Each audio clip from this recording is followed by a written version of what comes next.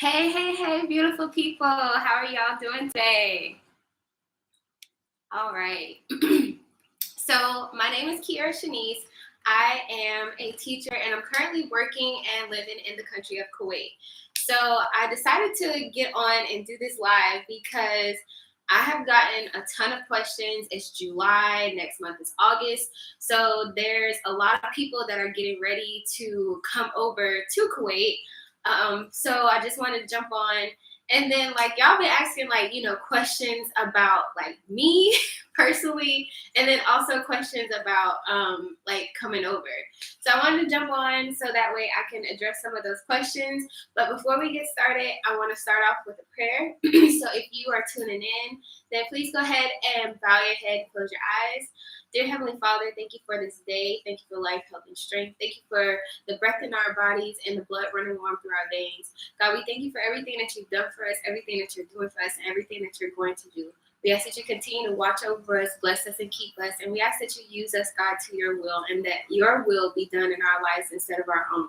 God, we ask that you forgive us for all of our sins by thought, word, or deed. And we ask that you to help us love like you, to talk like you, walk like you, think like you, and most importantly, forgive like you.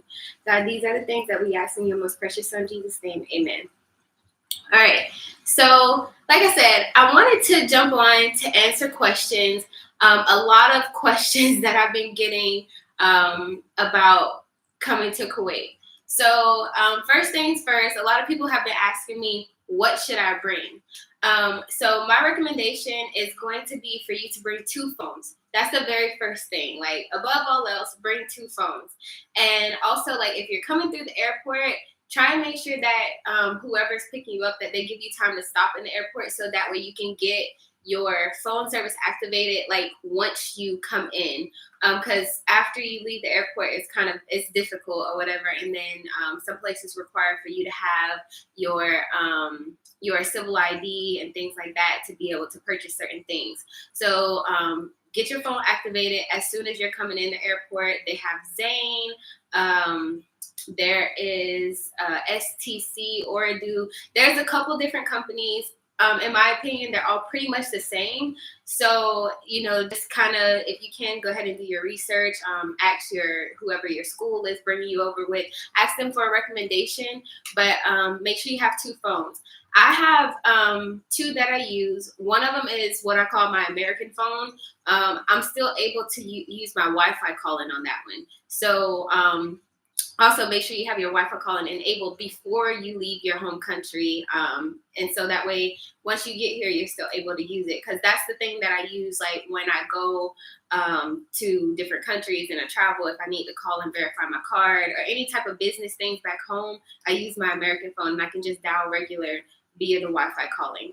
And then my other phone, it's unlocked. That's another thing. Make sure you bring an unlocked phone. So that way you can insert the Kuwaiti SIM card. And that is my Kuwait phone.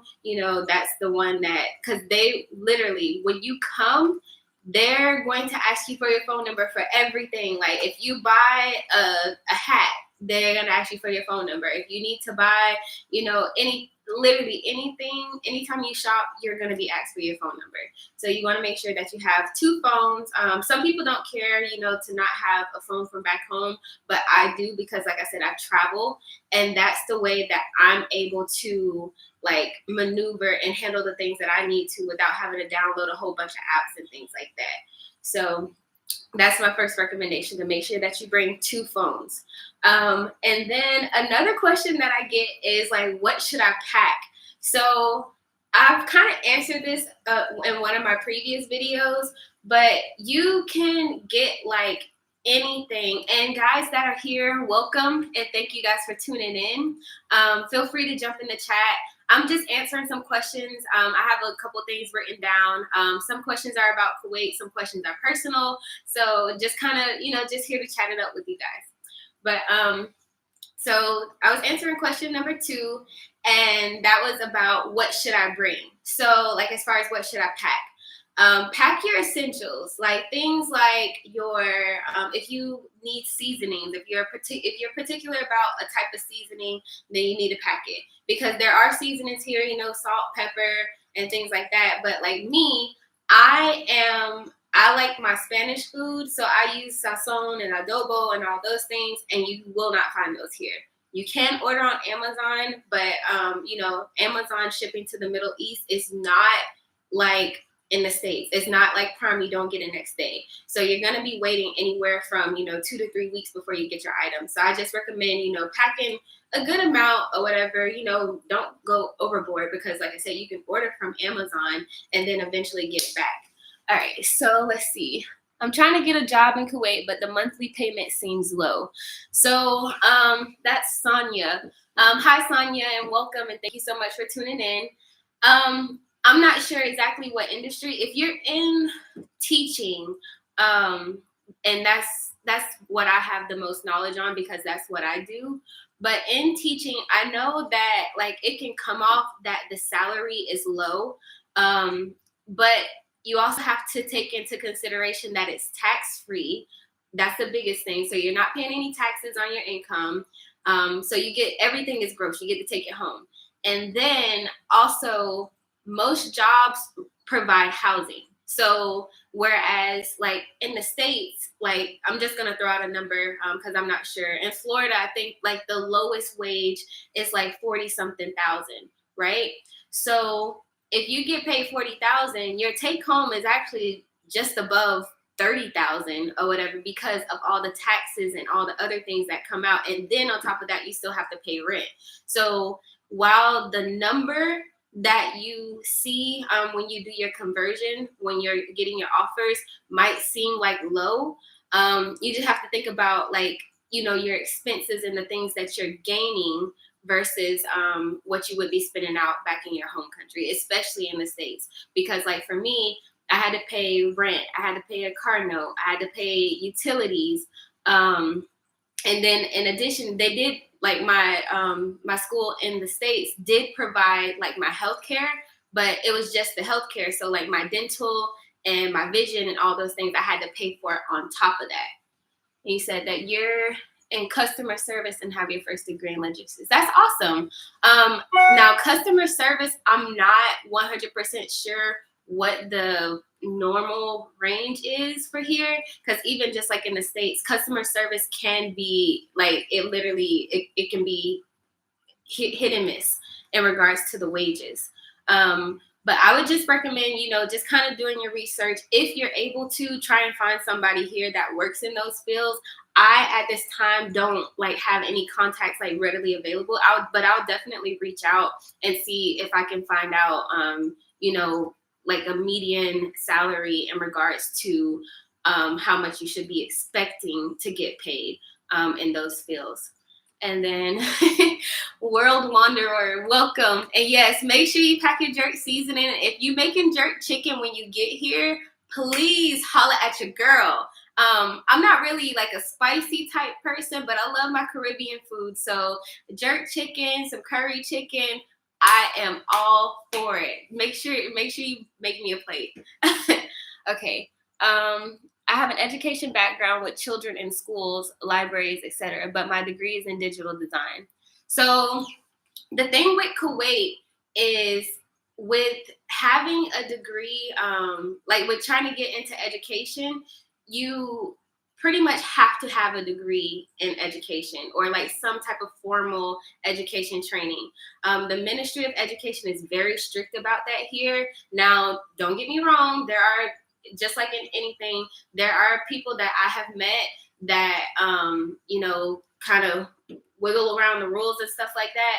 But I'm not going to be the one to tell you that it will happen for you, because it may or may not. But always just check the requirements when you're applying for a position.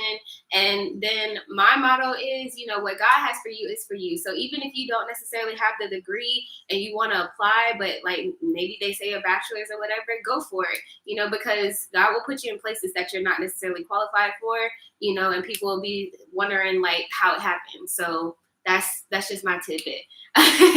World Wanderer, thank you. All right, Mila, hi, how are you? Welcome, and thank you so much for tuning in. And Sonia, okay, that's nice, Jamaica. Oh, my Jamaican people are in here. Yes, I love y'all. Please send me a plate.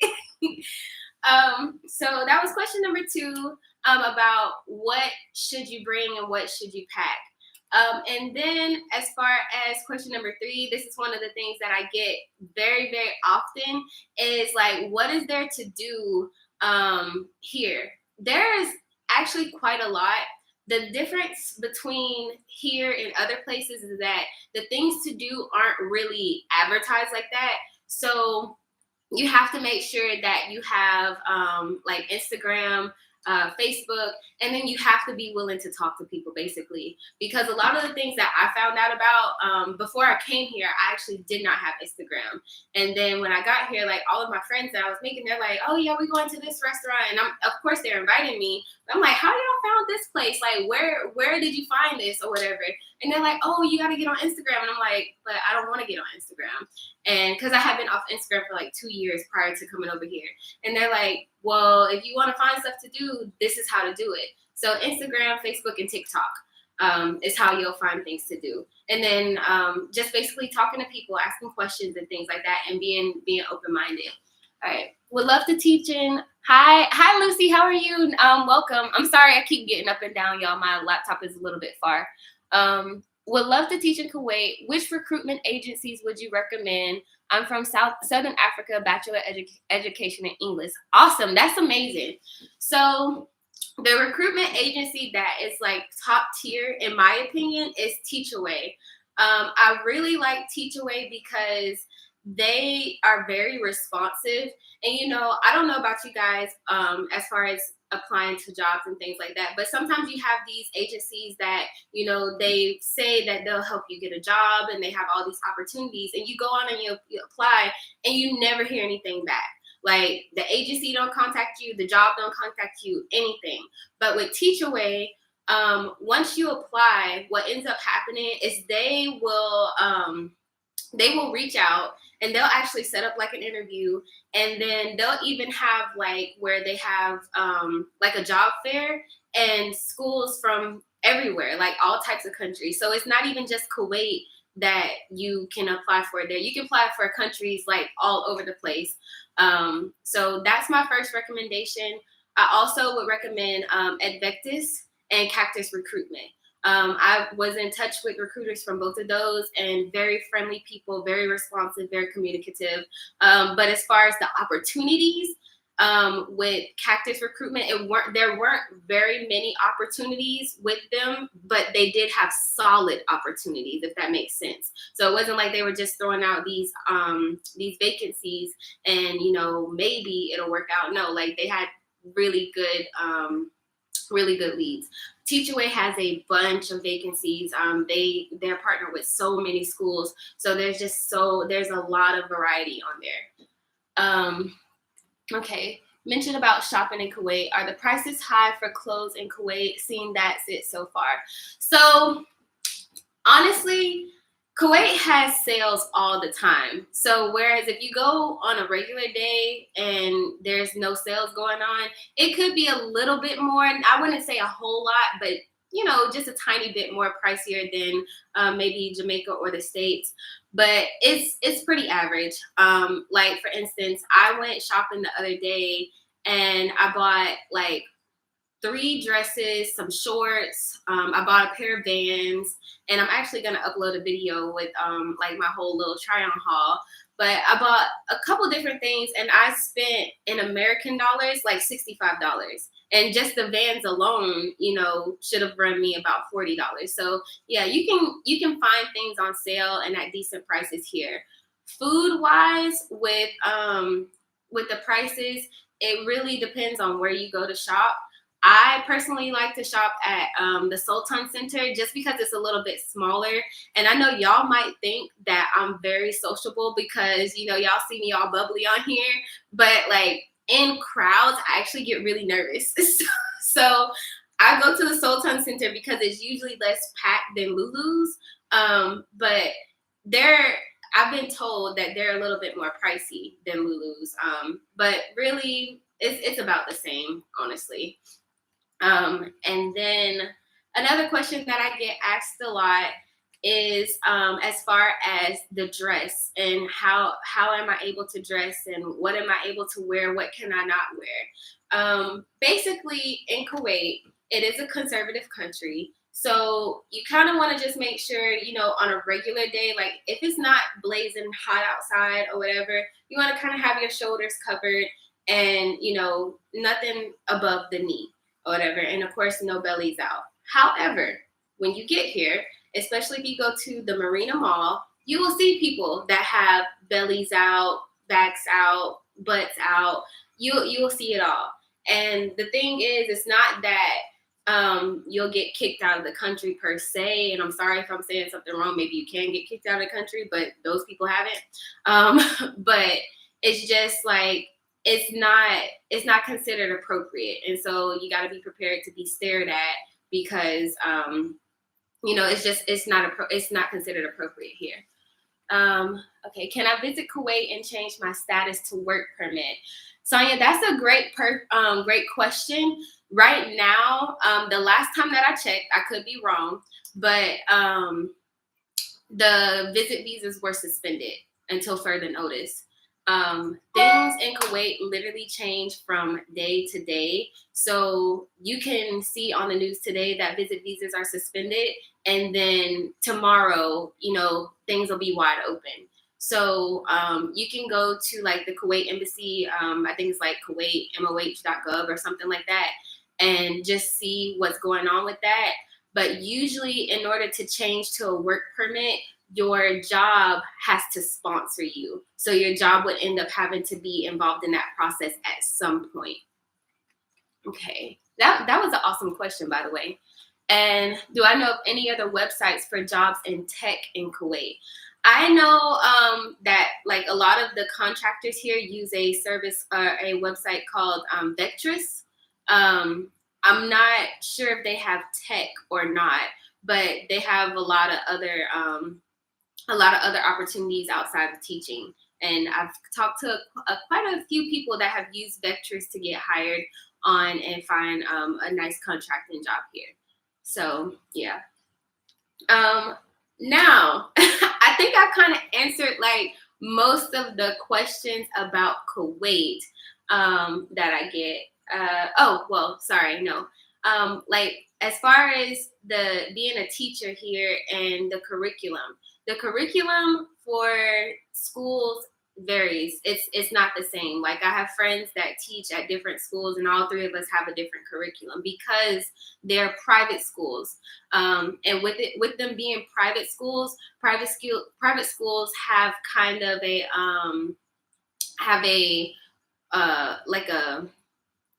they're able to do a little bit more of what they want to do rather than the public schools. So the curriculum that I teach for my grade 4 might not necessarily be the same at another school in Kuwait for grade 4.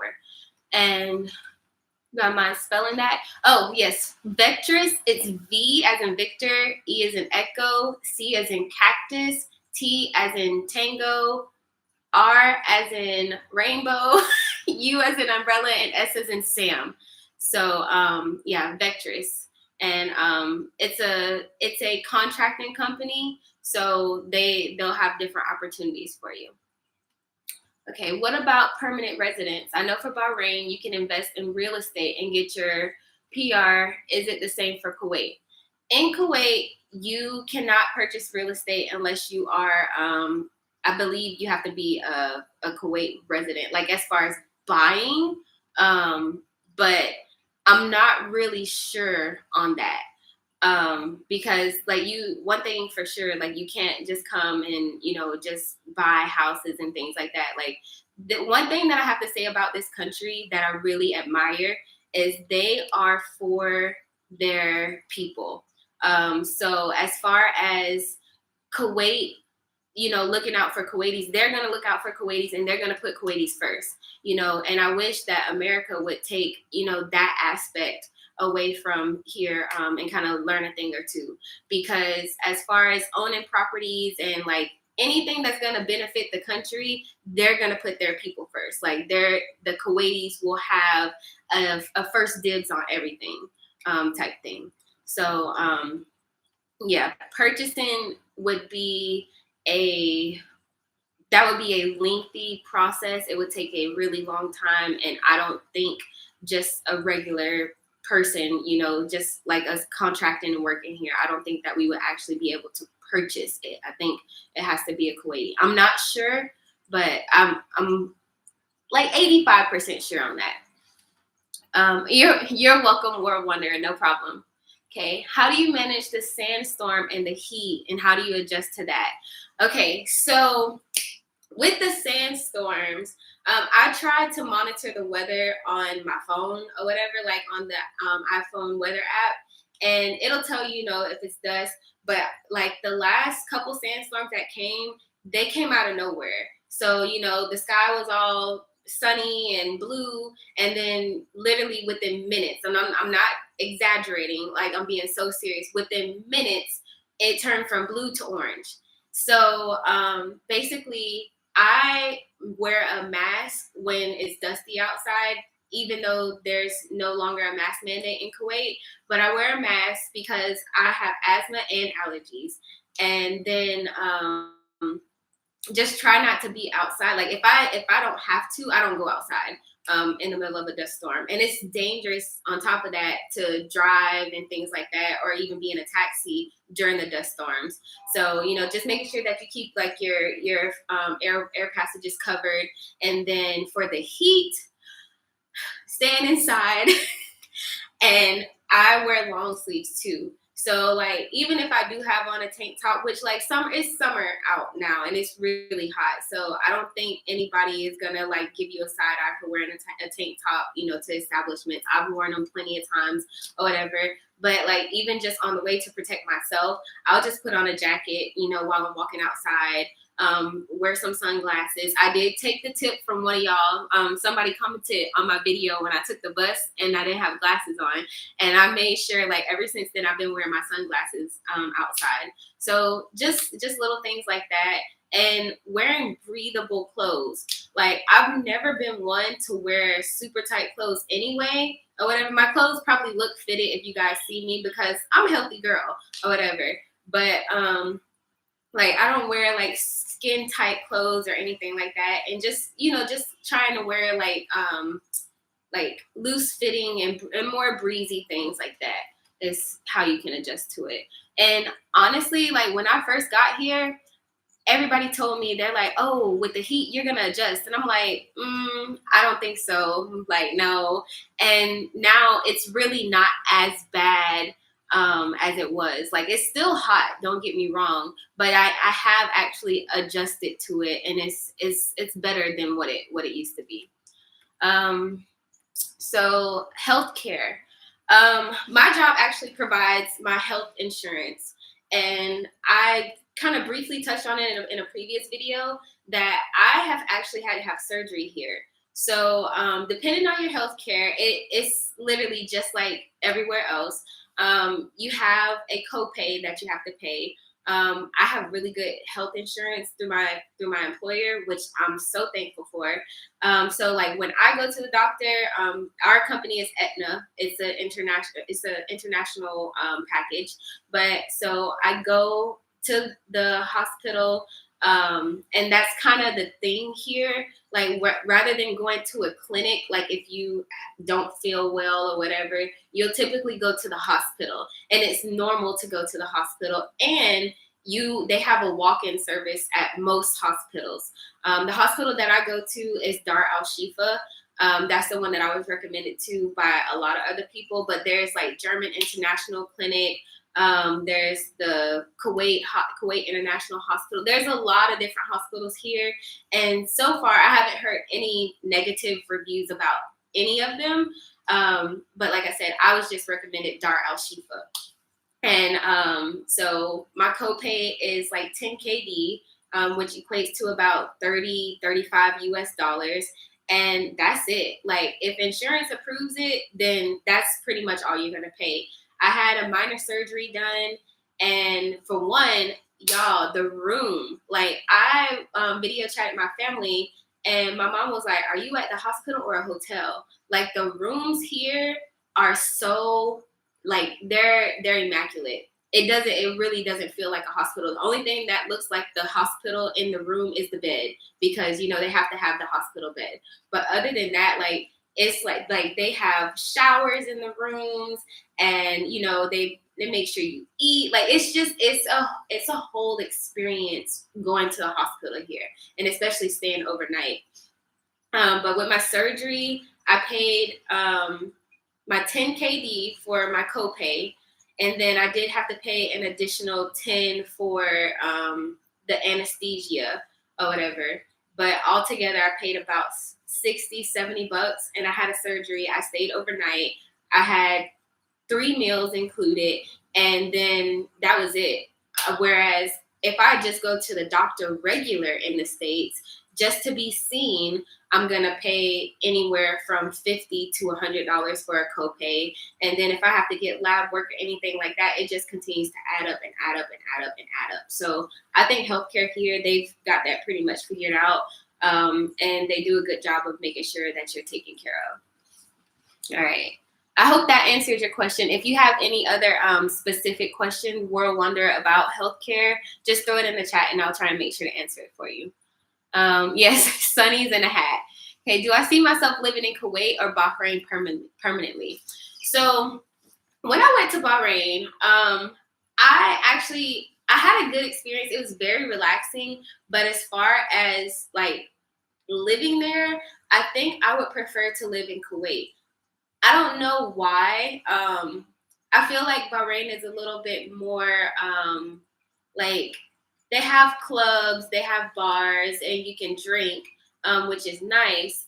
But it's also, it's not as homey as Kuwait. Like, Kuwait is really like a family vibe type place. So you just have really, really strong connections. And it could just simply be because I was only there for, 3 or 4 days and didn't get a chance to experience that part of Bahrain. But so far, like, I like the cleanliness of Bahrain better, and the available amenities and things to do.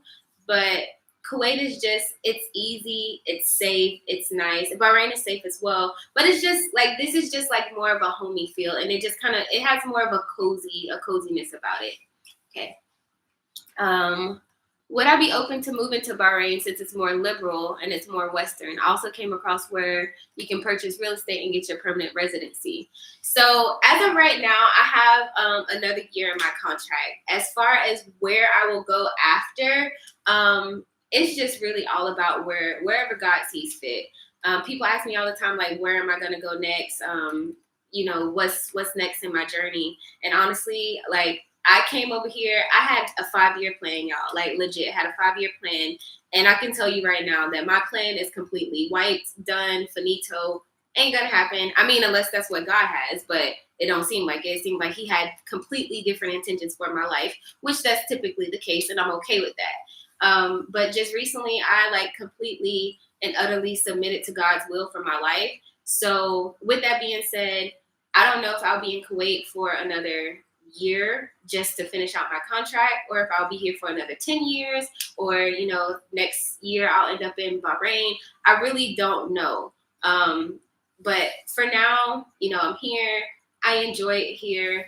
I do like the fact that Bahrain is more liberal, but also I can just go for a weekend or whatever, because flights from Kuwait to Bahrain are usually very inexpensive.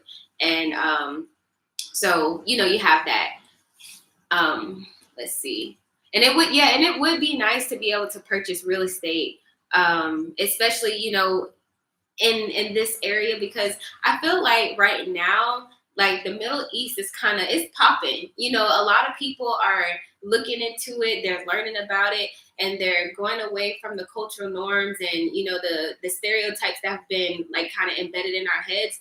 And, when you get here, you realize like, oh shoot, and I can go to Dubai for, $200 US, whereas in the States to go to Dubai, like the usual minimum price to travel is, like $1,500 just for the ticket or whatever.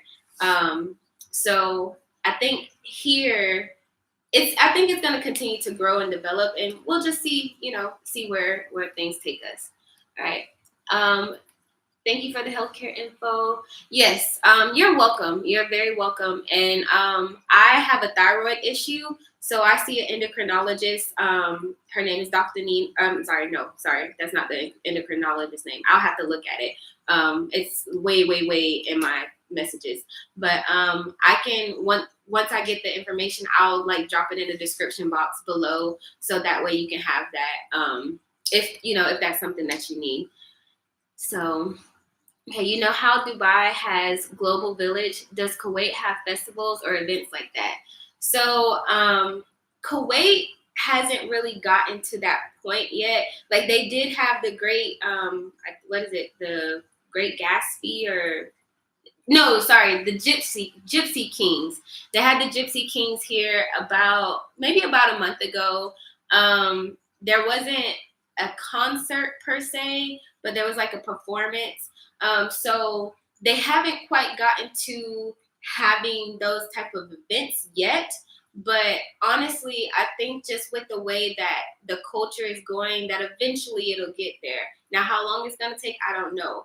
And like, I know I'm a Chris Brown fan. I'm sorry if y'all don't like him. I love him. He's one of my favorites. He can sing, he can dance, he can put on a show. But I said all that to say Saudi actually had Chris Brown there like last month or whatever, so they're having concerts. And one of my good friends, she's actually living in Saudi, and they have things like that all the time.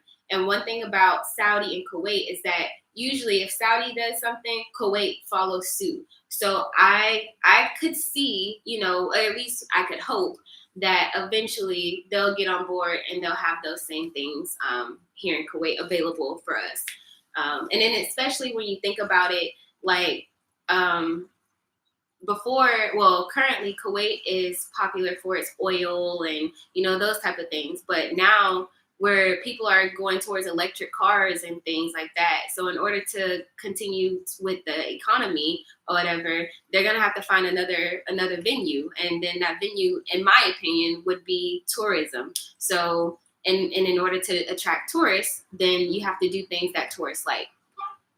All right. Hey, hi Adonis, how are you? No, you're not late. We're just hanging out, honestly, just answering some questions and just chilling. That's really it. But thank you so much for joining.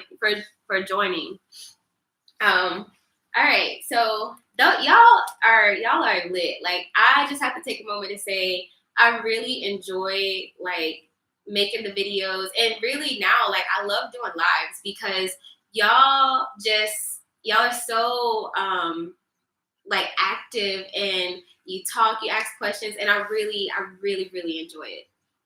Right. How many hours do people normally work in Kuwait? It depends on the job. Teachers usually anywhere from 8 to 10. Contractors, like if you're working on the army base or whatever, you're working anywhere from anywhere from 8 to 12 hours. And like I have a couple friends that work. They work like 12-hour shifts a week, and then they get one day off. And I know that sounds harsh. However, a lot of the contracts are like that, and not just in Kuwait, like, in other places when they're working on the military base. And then like I met one of the nail techs. I got my nails done. Y'all probably can't really see. They're very plain, but I like plain stuff. And I was talking to my nail tech, and she said that they work 6/12s as well, with one day off. So can you get a second job in Kuwait? That's a really good question. I don't think so, because you're like, when you come and you go through the whole residency process or whatever, you have a sponsor. Now, I don't know if they allow like a co-sponsor or what, but usually you have just one sponsor on your thing. And then if you decide to work for someone else, you have to make sure you inform that sponsor, and whether they allow it or not, it's really on them. How easy or challenging is it to start your own business? So starting your own business in Kuwait is very challenging because, like back at the beginning when we spoke about purchasing real estate and things like that, and having to be a Kuwaiti national, in order to open like a legitimate business here, I believe you have to be a Kuwaiti national. I could be wrong, but that's what my research told me. And so a lot of people, if they do have a business and they're not from here, it's typically through like marriage or something like that. And I'm not saying like, yeah, go get married to a Kuwaiti or anything like that. It's just because, them and their partner decided to do something. And then because now, they're married and they have that person, they're able to open up their business that way. How long does it take to get residency, and how long is the visa? Residency in Kuwait can take a really long time, especially after COVID. My ex actually took 18 months to get his residency. And because things, like I told you guys, things change in Kuwait literally daily, hourly. So you can be told that visas are open at 8 o'clock in the morning, and by 10:15 in the morning, visas can be closed. So the residency process in a regular setting, no COVID, no closing, the process shouldn't take any more than 30 to 90 days. However, with all the constant changes, it has been it's turned into a long and drawn out process. And it like your employer is usually involved. And so it really just depends, because you have to get your medical, you have to have your police and FBI check, and you have to have all these different documents. And then those things are time sensitive. And I've seen it to where, the office has closed and they're not doing any more visas, and people's documents expire. So they have to start over. So right now, given a definite answer about how long the visa process takes in Kuwait, it can take a while. And that's just me being honest, because like even one of my friends, she literally just got her residency before she left to go home for the summer, I think the day before. And she's been here since August. So whereas like with me, I was blessed to get mine within like 2 months. So it really is, it's a hit and miss thing, and it all depends. What about in Bahrain with opening a business? I honestly don't know anything about opening a business in Bahrain. I haven't looked into it, but that's definitely something to look into. And I would assume that since they're a little bit more liberal and they have it to where you can purchase real estate, it will probably be a lot easier to open a business in Bahrain than it is in Kuwait. So yeah, but that's a really good question. And then, so you guys always ask me like these personal questions. So I'm going to answer a couple of them. I'm not going to answer all of them, but like one of them that I've been asked is like my favorite place to go in Kuwait. So like my favorite thing and place to go has been this place called Prime and Toast. Prime and Toast is a brunch, lunch, and dinner spot, and it's right off of Marina Walk. So it's in a city called Salmiya, and it just had like the food there is so good. It overlooks the water, and it's when I say it's a whole vibe, like it is a whole vibe. One time I went like 3 times in a week, and I will probably the next time I go, I'll like make a video so y'all can see, like my little brunch date or whatever. Cause I've been to a couple different spots, but that one by far, like the French toast is good, the eggs are good, like everything there is just really good. And then on top of that, like I said, you have the view, and I'm a water baby, so I love anything by the water, and that's legit my favorite. Then the next one is, I have these questions written down, I just keep glancing over, that's why I'm laughing. The next thing y'all have been asking is about dating.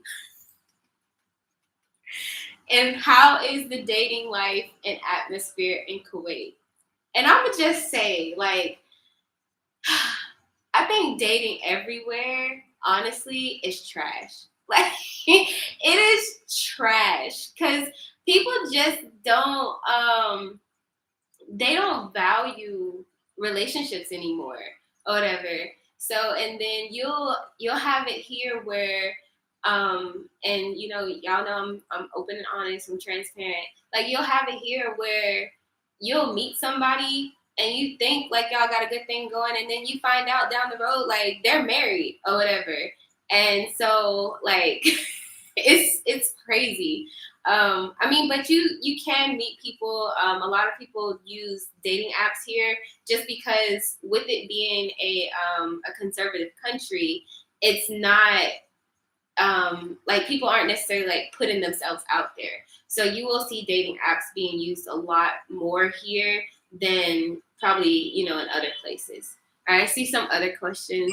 Let me answer those. What is the arts and design space like? I have an arts and visual culture minor. They have a like an art school here, an art institute. I haven't been there. I don't know anybody that works there. But like here, a lot of times you're gonna see where they harp on like, oh, so you're saying like museums and galleries, that type of thing. So they have a museum. I haven't been yet. That's on my to-do list. But like as far as like art schools, there is an art institute. But here a lot of focus is go to school, get good marks, and get a job to where you can go and become a doctor, a lawyer, or something in that aspect or whatever. So you won't necessarily hear a lot of kids that are like, oh yeah, I want to be a designer or anything like that when I grow up. And not to say that there's none, but the norm is you're gonna hear the kids talk about those higher paid positions and things like that. Do I know of any recruiting agency in Kuwait? Not off the top of my head, not any that are based here. But if I do, then again, I will make sure to link it into there. And you are beautiful. Thank you so much. And I'm sure you are too. Thank you so much. Just a fan, you're pretty. Oh, thank you, Cheryl. I really appreciate it. You guys are amazing, like really amazing. Institutes are nice too. My focus is in Islamic art and history. You would think that I couldn't read, but that's really nice. Yeah. So honestly, like I haven't a clue about those things. I haven't explored that part of the culture yet. So yeah. If I stumble upon it, then I'll definitely make sure to share that information with you. And that sounds like a very Caribbean household. Yeah, I get it. But yeah, so that's the dating life in Kuwait.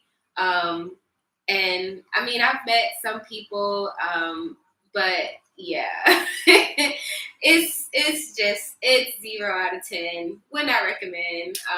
Yeah, that's my spill on that. And then let me see. Sorry, I have a couple different questions written down. I just want to make sure that I answer everything that you guys are asking me. So let me get this pulled back up real quick.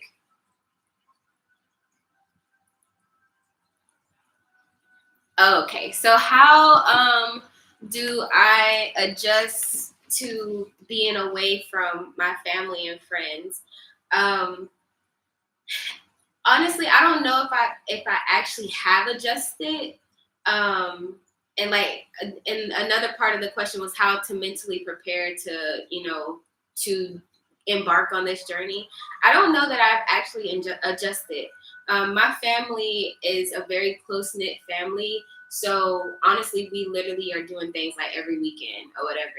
And matter of fact, like my family right now is in Orlando renting out a rental house and celebrating my nieces and nephews' birthdays and calling me like and just having the grandest time of their lives or whatever. Meanwhile, I'm here in Kuwait. And not that I couldn't go home, it's just, that's a different story for another day. So it's just it's difficult, especially if you're used to being around your family and friends all the time. It's very difficult.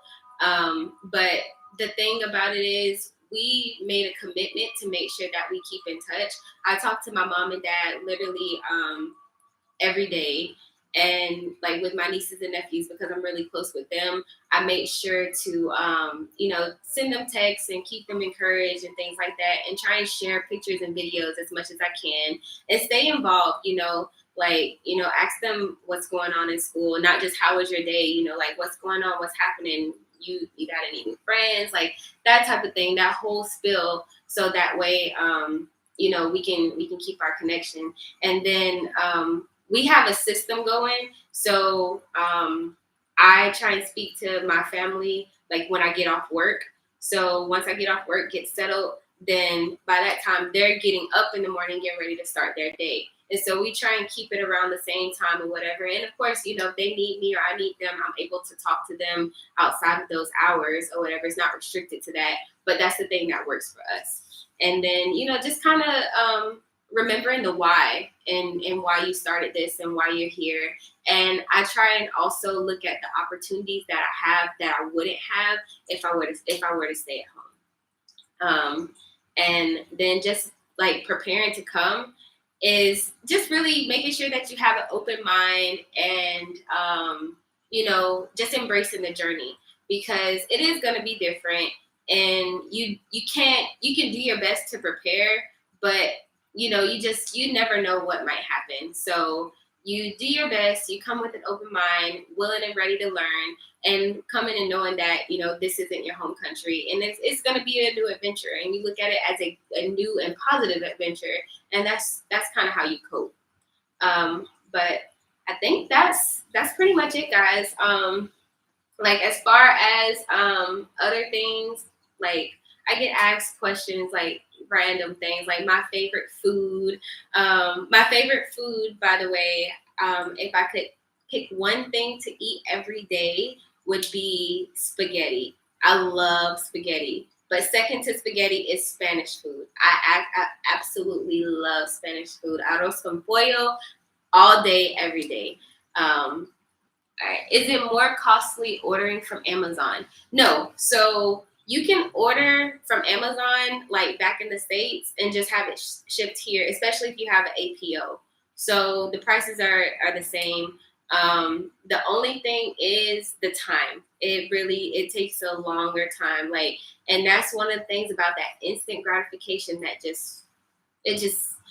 we so used to like the ordering something and it popping up. I mean, sometimes you order things and you can get it literally the same day. So that's a huge adjustment when you have to wait, because there's some things that you just can't find. Like for instance, I got a TV from one of my friends and there's no remote to it. So I went to the store to try and find a remote, and I went to Excite, which is like the electronics store here. It's like the big electronics place. And they're like, no, we don't sell universal remotes. And I'm like, but y'all sell TVs and y'all sell laptops and computers. And I'm like, yeah, but we sell the remote that goes with the TV. And I'm like, but what if you lose that remote? And they're like, yeah, you'll have to go somewhere else. And they sent me to Ace Hardware, and they're like, oh yeah, Ace Hardware should have it. And go to Ace Hardware, they don't have a remote. So now here I am having to wait, 2 or 3 weeks because I had to order a universal remote off of Amazon or whatever, instead of being able to get that here. So I mean, but that's all a part of the journey. It's all a part of the process or whatever. And hey, shout out to my boy. Okay, let's pause real quick. So, okay, Michael Johnson, I did an interview with him. He's one of my really good friends now here in Kuwait. And you guys might see in the comments, The Talented Compromise. Please make sure that you guys go and subscribe to his channel, The Talented Compromise Podcast.